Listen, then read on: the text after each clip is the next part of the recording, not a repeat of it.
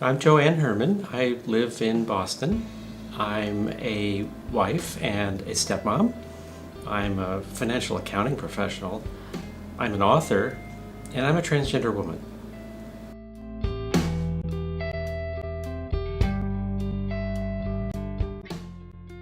So I was working at a nonprofit where I didn't really know how they were going to react when I decided to transition.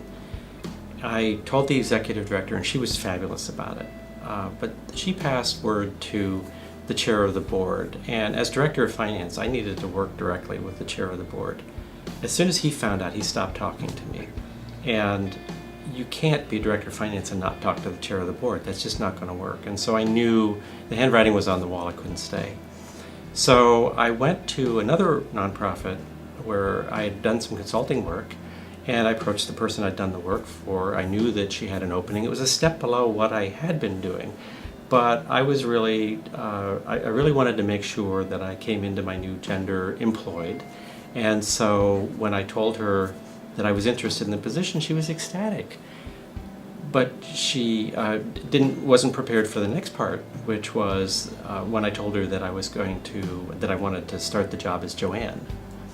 It took her about a minute, but then she asked a question which I'll never forget, which was, well, that shouldn't affect your ability to do the work, should it?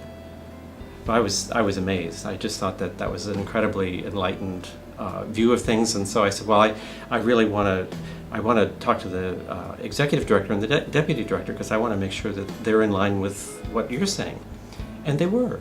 And so I got hired, and I started at this wonderful organization, new job, starting out as Joanne, working with an office of mostly women, and being wonderfully accepted. Initially, when I transitioned, I planned to blend in, to essentially live as just any other woman and pretty much hide my transgender status. And after about a year, I was just so much happier being Joanne. My life was just so much better that I really felt the need to thank the people who'd helped me. And when I talked to them, they all said, "Don't thank me, pass it on." So I started to look for ways to pass it on. And one of the things that people kept telling me was, gee, until you explained this, Joanne, I didn't really understand this transgender stuff. And so I said, okay, maybe I'm good at explaining stuff.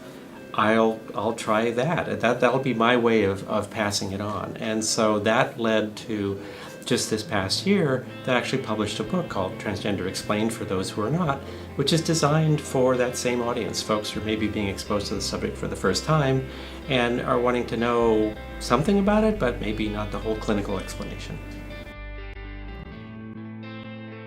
So other than that story where I wasn't sure that I was going to be able to stay at that one particular job and I had to find another, things have gone really, really well for me. In fact, they've gone better for me than they've gone for most trans people, and I feel really, really blessed about that and really, really lucky. But it's really an example of what happens when you are accepted and supported, and if other people were to experience that too, they'd be able to thrive the same way that I have.